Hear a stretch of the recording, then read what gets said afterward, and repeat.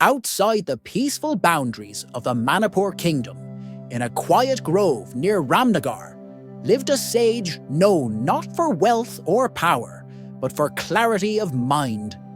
His gift was rare, the ability to read into the threads of destiny. People from all walks of life visited him, and his accurate insights made his name echo through the kingdom. Whispers of his wisdom eventually reached the ears of King Maniraj, a ruler both curious and proud. Intrigued and perhaps a little skeptical, the king decided he must meet the sage himself. The king sent his guards with an official invitation.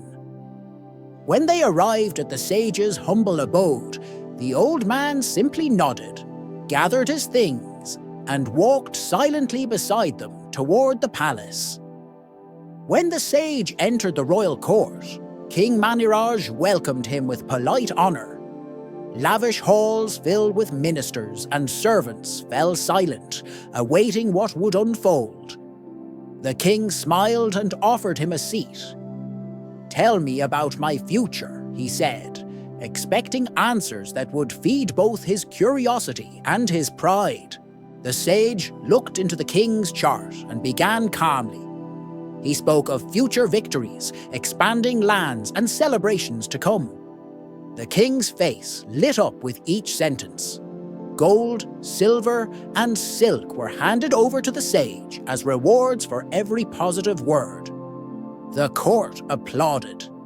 The atmosphere swelled with joy until the king, drunk on optimism, asked, "Now tell me, what misfortunes await?"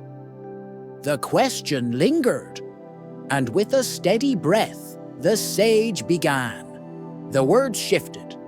The sage spoke not with fear, but with truth. He told of potential illness, betrayal, and difficult decisions. The brightness in the king's eyes faded. His fists clenched. "Enough!" the king roared. "How dare you speak such nonsense?" Enraged, he stood, unsheathing his sword in fury. He pointed it toward the sage's chest. "Tell me, wise one, when will you die?" The court fell into a frozen silence. The threat was clear. The pride of the king had turned to rage. The sage, still calm, looked into the king's eyes and replied without hesitation. "According to my calculations, I will die just 1 hour before your majesty." The words struck like thunder. The king froze, his grip on the sword trembling. In that moment, the sage's wisdom shattered the king's anger. The threat turned into fear. What if harming the sage would seal his own fate? The sword lowered slowly. Silence lingered. The king, humbled by the sage's cleverness, realized his folly. Instead of punishing him, he offered more wealth and sent the sage home with reverence. This story teaches us something deeper than fortune-telling or fear.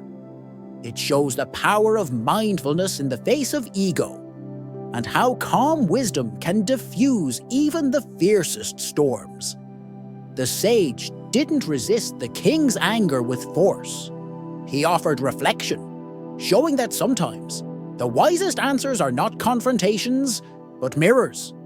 When ego speaks loudest, wisdom must speak calmly. When pride takes over, humility is our savior. So ask yourself, do you react like the king or respond like the sage? In moments of conflict, can you pause, breathe, and choose reflection over reaction? If this story touched your heart, let it reach others too. Like the video to support more mindful content. Subscribe for more timeless wisdom told through stories. Share your thoughts in the comments. What did you learn from this story? And don't forget to share this with someone who needs to hear it today. Let this story be your reminder. True power lies not in control, but in calm.